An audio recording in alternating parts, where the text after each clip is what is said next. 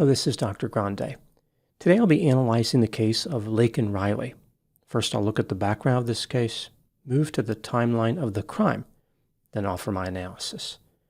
Laken Hope Riley was born on January 10, 2002, in Marietta, Georgia. She went to high school in Woodstock, Georgia, and graduated in 2020.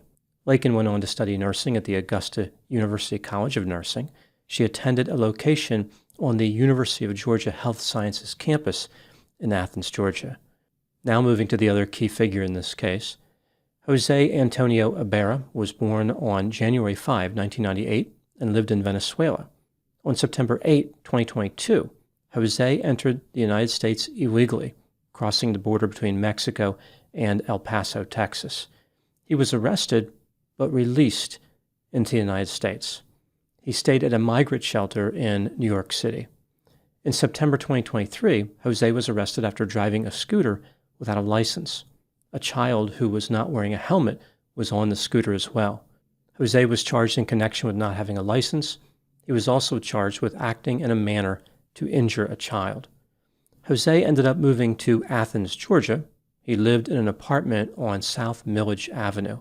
He and his brother were arrested after allegedly possessing merchandise stolen from Walmart. In December 2023, José failed to appear in court and a bench warrant was issued for his arrest. Now moving to the timeline of the crime. On February 22, 2024, at 12:05 p.m., Laken Riley was reported missing by her roommates.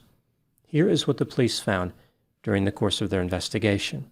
In the morning, Laken had gone for a run on a University of Georgia trail near Lake Herrick.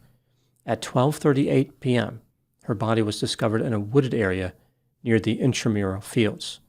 Her body was 64 feet off the trail. Laken's cause of death was blunt force trauma and asphyxiation. The police reviewed video surveillance in the area. At 9:06 a.m., Laken was captured running south, then turning east toward the intramural fields. The police believe that Laken was attacked at 9:10 a.m. because this is when her phone was used to call 911. Nothing was communicated to the operator, and the call was disconnected. The operator called back twice, but there was no answer. At the same time Laken's phone was used to call 911, she stopped running on the trail. Laken's smartwatch indicated that her heart stopped beating at 9:28 a.m., so the attack lasted for 18 minutes. Video surveillance, witnesses, and other clues led the police to suspect that José Ibarra was guilty of Laken's murder. He was arrested one day after the killing. Less than 3 months later, on May 8, 2024, José was indicted on 10 charges, including felony murder, malice murder, and kidnapping. José waived his right to a jury trial. A judge would decide his fate. His trial started on November 15, 2024. 5 days later, on November 20, José Ibarra was convicted on all charges. He was sentenced to 2 consecutive terms of life in prison without the possibility of parole, plus another 27 years. Now moving to my analysis. The murder of Laken Riley has become a politically charged case. Many people blame Joe Biden's immigration policies for José being free to commit crimes in the United States. Others say this case has been politicized to vilify illegal immigrants. Perhaps due to the controversy surrounding this case, some people have doubts about José's guilt. They argue there was not enough evidence to convict him. This brings me to the question, was José guilty of murder? Let's take a look at the evidence both for and against the idea that he was guilty, starting with the inculpatory factors. José lived only about a mile from where Laken's body was found. He was in the United States illegally and had been arrested for other crimes prior to her murder. A few hours before the murder, a man who looked like José was captured on surveillance video near the trail where Laken had been running. Just after this, he was captured walking around a nearby apartment complex. The man approached the door of an apartment occupied by a female graduate student. He did this 6 times over the course of about an hour. On 2 occasions, he opened the screen door. This makes it seem like the man was thinking about attacking the woman. After this, the man could be seen going toward the intramural fields. A cup matching the one seen in the man's hand was found halfway between that apartment complex and the fields. The cup contained alcohol and José's DNA.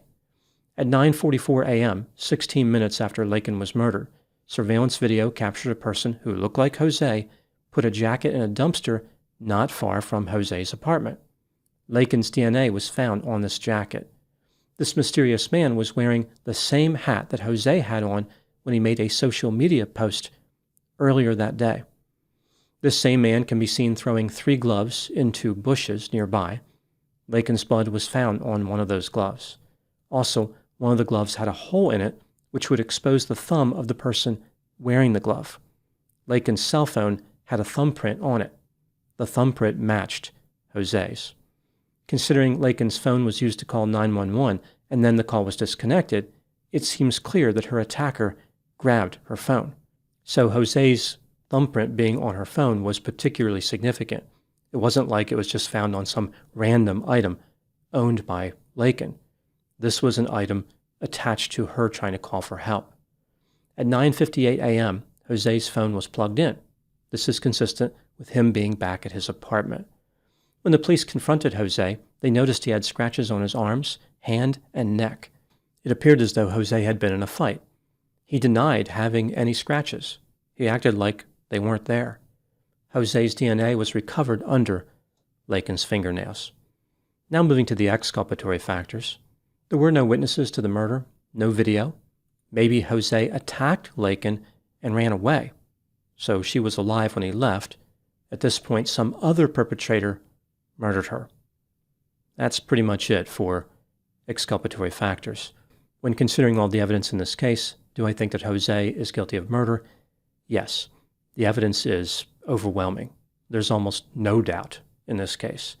As I mentioned, I believe the political ramifications in this case represent the only reason there is any concern about José's guilt. Strongly held political beliefs can motivate people to defend an untenable position. At least for some people who believe José is not guilty, that's probably what's going on. What do I think happened in this case? This is just a theory, my opinion. José Ibarra entered the United States knowing it was illegal, and the Biden administration sent a clear message that immigration laws were not going to be enforced. José was listening to this. It was like music to his ears. José was self-centered, cold, callous, dominant, impulsive, irresponsible, and violent. Being in the United States illegally was like being invited to a big party. He wasn't worried about going to prison. Being in prison in the United States is like a luxury vacation compared to incarceration in Venezuela. From José's perspective, it was like being in a casino and playing with house money. He had nothing to lose. On February 22, 2024, José decided he was going to commit an assault of a sexual nature. Frustrated after his failed attempt to make entry into the apartment of a graduate student, José targeted Laken. When he attacked her on the trail, she called 911 and vigorously fought back. Unfortunately, she was unable to fend off José. After killing her, he disposed of evidence and returned to his apartment. This murder case highlighted an important deficiency with the Biden administration's immigration policy and generated massive controversy. It seemed clear that the winds of change were blowing away from anything resembling an open border strategy. Amazingly, many far-left politicians didn't seem to understand how most Americans felt about the issue, or they didn't care. For example, Joe Biden once referred to José Ibarra as an illegal. Several Democrats were upset by this, even though the correct term had been used. Joe Biden changed the reference to undocumented and apologized for his serious mistake. Every possible term for anything eventually becomes offensive to the far left. I wouldn't be surprised someday if they switched from undocumented to documentation challenged. One of the puzzling elements of this case is why this is even a political debate.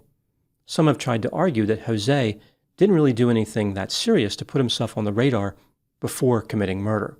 Like, nobody could have known this man was going to commit a serious crime. They opposed legislation inspired by Laken's case, which would make it so a person like José would have been deported. They have referenced statistics indicating that illegal immigrants commit crimes at a lower rate than people in the United States legally. I can understand debating immigration in general, like trying to figure out what immigration policies make sense. However, that doesn't capture the main issue of this case. It really has nothing to do with it. José not only broke the law when he crossed the border, he was accused of additional crimes after entry into the United States. Even if he was not guilty of all those crimes, his failure to appear meant that he was subject to arrest. There is no doubt that José should have been arrested and deported. His behavior was unacceptable. What if this case had been different and José was only guilty of illegally crossing the border? Which course of action would have made sense in that instance? In my opinion, if someone crosses into the United States illegally, they are committing a crime. It is not acceptable to break the law. José should have been deported either way. There's no point in having laws if they're not going to be enforced. If people want to change the law and allow immigrants in with no restrictions, then they should pursue that type of legislation. The last item I want to talk about is the controversy over an MSNBC opinion piece, which was written about Laken Riley's case. Many people have been offended by this article, believing that it portrayed José Ibarra as the victim. The article talked about how Laken Riley's murder became a political rallying cry at the Republican National Convention. It then discussed José's legal strategy, including how he waived his right to a jury trial. The title of the article did make it seem like José was being represented as a victim, but the article never stated what bearing the political component had on José's guilt or innocence. The author of the article noted that the defense did the best it could with bad facts. That's an interesting way to portray the reality of this case. I would argue that bad facts are better described as facts. The adjective bad represents an interpretation about the impact of the facts for one particular party. One could argue that from the perspective of people looking for justice, the facts were good. The article contained no insight, was pointless, and did not need to be written. I'm not sure it's even worth having a debate over such a meaningless article. If the author didn't have anything to say, not writing the article was always an option.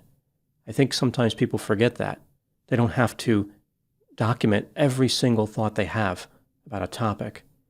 José was guilty regardless of the political climate. Anyone in his position would have been convicted just the same. He wasn't a victim of bad facts. He was a person who killed an innocent woman. Now moving to my final thoughts. I think sometimes political debates expand into areas that jeopardize the larger position. Like people don't really think about what they're including in a political belief system. Sometimes certain beliefs can become toxic to the larger effort. Here's what I mean by this. If someone defends a certain political ideology, the inclusion of an extremely divisive component can erode confidence in the entire belief system. For the far left, immigration has become this divisive component. There is nothing for them to gain by pushing for open borders. It just doesn't make any sense. What is the objective? Simply to erode confidence in the rest of the beliefs that the far left maintains? Voters have made it pretty clear that illegal immigration needs to stop.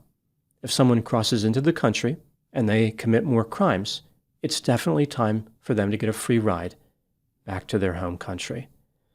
Those are my thoughts on the case of Laken Riley. Thank you so much for watching. I'll talk to you soon.